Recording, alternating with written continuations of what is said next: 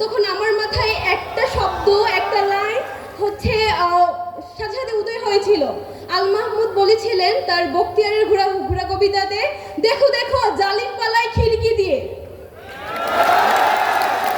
এবং তখন মনে হয়েছিল কবি আল মাহমুদ সেটা এত আগে লিখে বর্তমানে সেটা হাসিনা রেজিমে সার্থক হয়েছে সেই লাইনটি। দেশের নাম্বার 1 ট্রেডিং অ্যাপ নিফটি ফার্স্টে পাচ্ছেন ট্রেডিং এর সব সুবিধা, dual exchange access, company analysis, portfolio তৈরি করা সহ আরও অনেক ইউনিক ফিচারের সাথে ট্রেড করতে ডাউনলোড করুন এক্ষুনি। আমার আসার মূল কারণ যদি বলি, একদম ডিরেক্ট যদি বলি, আজকে আসার মূল কারণই হচ্ছে ডক্টর মির্জা গালিব। আমি উনি আমার অত্যন্ত একজন শ্রদ্ধাভাজন ব্যক্তি এবং আমি তাকে অত্যন্ত পছন্দ করি। তার পডকাস্ট, সেমিনারে আমি সবসময় থাকার চেষ্টা করি। যদি বলি ব্যক্তিগতভাবে একটু বলি, আমি হচ্ছে ব্যক্তিগতভাবে একজন মানে সম্পূর্ণভাবে অরাজনৈতিক মানুষ, কিন্তু আমি বিশ্বাস করি যে সাংস্কৃতিক এবং রাজনৈতিক সচেতনতা ছাড়া মুক্তি সম্ভব না।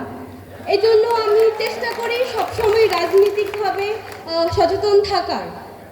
আমাদের এই যে দেশে অনেক সামাজিক সমস্যা আছে এবং অনেকে বই থেকে দূরে, তো আমি সবসময় চেষ্টা করি ভালো বই পড়ার এবং ভালো মানুষদেরকে অনুসরণ করার। আজকে ডক্টর মির্জা গালিবের সাথে স্টেজ শেয়ার করা আমার জন্য অত্যন্ত গর্বের একটি বিষয় বলে আমি মনে করি। ৩৬ জুলাই আমরা পার করে এসেছি গত বছর, এবং ওই আন্দোলনে আমরা দেখেছি আমাদের এই যে জেনারেশনের সাহস এবং যে বুদ্ধিমত্তা এবং যে বুদ্ধিভিত্তিক আন্দোলন বলা যায়।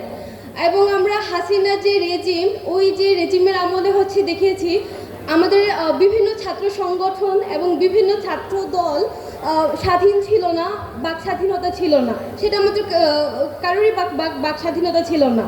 তারপরে আমরা চেষ্টা করেছি যেন আমরা বুদ্ধিভিত্তিক বিভিন্ন আন্দোলন বা বুদ্ধিভিত্তিক মানুষদের আশেপাশে থাকার জন্য।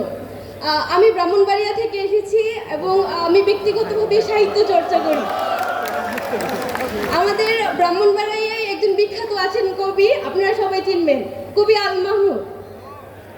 আন্দোলনের সময় যখন হাসিনা পালিয়ে যায়, তখন আমার মাথায় একটা শব্দ, একটা লাইন হচ্ছে সাথে সাথে উদয় হয়েছিল। আল মাহমুদ বলেছিলেন তার বখতিয়ারের ঘোড়া কবিতাতে, দেখো দেখো জালিম পালায় খিড়কি দিয়ে। এবং তখন মনে হয়েছিল কবি আল মাহমুদ সেটা এত আগে লিখে বর্তমানে সেটা হাসিনা রেজিমে সার্থক হয়েছে সেই লাইনটি। এবং আপনারা যদি বিরক্ত না হন, আমি কবি আল মাহমুদের কবিতার আরো কয়েকটা লাইন হচ্ছে বলবো, যদি অনুমতি দেন। কবিতা হচ্ছে আমাদের মিছিল। আল মাহমুদ, আমাদের এই মিছিল নিকট অতীত থেকে অনন্তকালের দিকে, আমরা বদর থেকে উহুদ হয়ে এখানে শত সংঘাতের মধ্যে শিবিরে এসে দাঁড়িয়েছি।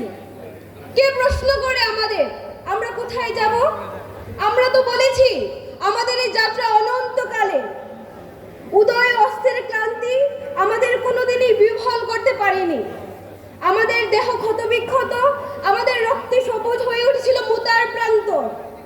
পৃথিবীতে যত গোলাপ ফুল ফোটে তার লাল বর্ণ আমাদের রক্ত, তার সুগন্ধ আমাদের নিঃশ্বাস বায়ু। আমরা জানি আমাদের ভয় দেখিয়ে শয়তান নিজে অন্ধকারে পালিয়ে যায়। আমরা জানি আমাদের ভয় দেখিয়ে শয়তান নিজেই দিল্লি পালিয়ে যায়। আমাদের মিছিল ভয় ও ধ্বংসের মাঝে বিশ্রাম নেবে না। আমাদের পতাকায় কালেমা তাইয়েবা, আমাদের পতাকায় কালেমা তাইয়েবা। এই বাণী কাউকে কোনোদিন থামতে দেয়নি, আমরাও থামবো না। আমি হচ্ছে জগন্নাথ বিশ্ববিদ্যালয়ের একজন শিক্ষার্থী হিসেবে খুবই গর্বিত অনুভব করছি, এবং আজকে আমার ব্যক্তিগত কিছু মতামত মানে প্রকাশ করার সুযোগ করে দেওয়ার জন্য আপনাদেরকে অসংখ্য ধন্যবাদ, এবং জগন্নাথ বিশ্ববিদ্যালয়ের বাংলাদেশ ইসলামী ছাত্র শিবিরকে অসংখ্য ধন্যবাদ। আমি মনে করি আমাদের এই বুদ্ধিবৃত্তিক যে আন্দোলন সেটা চালিয়ে যাওয়া উচিত। তা আমরা যে ছাত্র সংগঠন বা অরাজনৈতিক মানুষ কিংবা আমরা যাই হই না কেন, আমাদের বিপ্লব এবং আমাদের দ্রোহ সবসময় চালিয়ে যাওয়া উচিত। ধন্যবাদ সবাইকে। ইনকিলাব জিন্দাবাদ।